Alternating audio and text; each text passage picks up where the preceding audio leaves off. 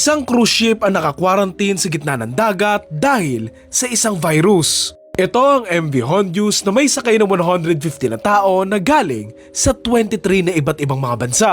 Nga sana itong one-in-a-lifetime experience na nagsimula nga nang umalis yung barko mula sa Argentina noong April 1. Yun lang, ang masaya sana nilang bakasyon ay mauuwi nga sa takot nang may kumalat ngang sakit doon sa loob ng barko. April 11, isang Dutch na lalaki ang binawian ng buhay. 2 weeks later, dito na nga sinakay yung katawan niya sa isang bangka kasama nga yung asawa niya kung saan dito naman nagkasakit yung asawa niya. Nagsimula din itong manghina at agad ding binawian ng buhay doon sa ospital. Dito na nga nila nalaman na tinamaan daw ng hantavirus itong babae na ito.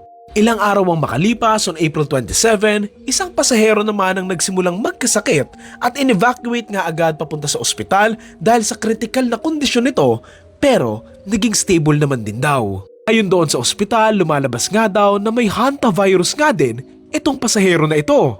Makalipas ang ilang araw ulit on May 2, isang German national naman ang binawian ng buhay matapos ngang tamaan ng isang sakit na posibleng konektado nga daw doon sa virus na kumakalat nga doon sa barko. Sunod-sunod na nga yung mga nabawian ng buhay, dito na nga na-stranded yung barko malapit sa Cape Verde sa west coast ng Africa. Naka-quarantine nga muna sila sa ngayon dahil posible nga daw na nagkaroon ng hantavirus outbreak nga doon sa barko, lalo na't may mga iba pa daw ng mga pasahero na masama nga daw yung pakiramdam at binabantayan pa nga. Mga nagtataka kung ano yung hantavirus, isa daw itong rare disease na usually daw nanggagaling sa mga daga. Kung matamaan daw nito ang isang tao, posible daw itong magdulot ng severe respiratory illnesses doon sa taong matatamaan nga ng sakit na ito. Ngayon, ilang health authorities ang ginagawa ang lahat para matest nga yung lahat ng mga pasahero para maiwasan na nga daw yung pagkalat pa nito sa iba pang mga pasahero nga. Since malapit nga sila sa Cape Verde, pwede sana silang magbaba dito pero ayaw pumayag ng mga Cape Verdean officials kasi siguro natatakot silang baka kumalat nga din sa kanila yung sakit. Dahil dito, naglabas naman ng statement ang ilang opisyal nga galing sa Spain kung saan kung gusto daw nila, pwede daw nilang ibiyahe yung barko nila papunta nga doon sa Spain kung saan papayagan daw nilang dumaong yung barko para makababa na daw yung mga pasahero at magamot na daw sila ng mas maayos nga. Ayon sa ilang representatives ng World Health Organizations, yung ilang suspected hantavirus patients nga daw ay na-evacuate na papuntang Netherlands para dito na nga lang daw sila magamot. Dahil sa nangyayaring gulo na ito sa loob nga ng isang barko, may ilan nga sa mga pasahero yung nagpapanik at nagpapost nga ng mga videos online kasi nga nag-aalala sila sa kalusugan nila eh.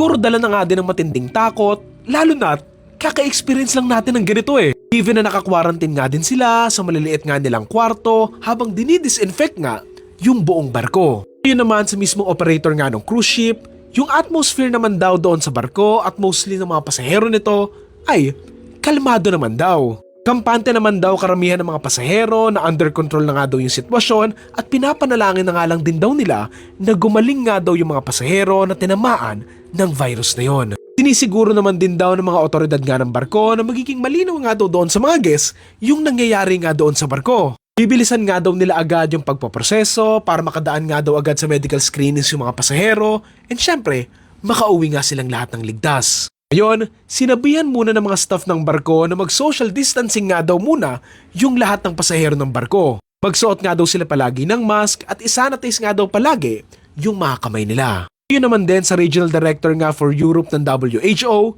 uncommon naman daw yung hantavirus infections. Dagdag pa niya, while severe in some cases, it is not easily transmitted between people. The risk to the wider public remains low. There is no need for panic or travel restrictions. So yun lang, sana makauwi nga yung lahat ng pasahero nito ng ligtas. Syempre, rest in peace doon sa mga taong pumanaw na gusto lang sanang magbakasyon lang.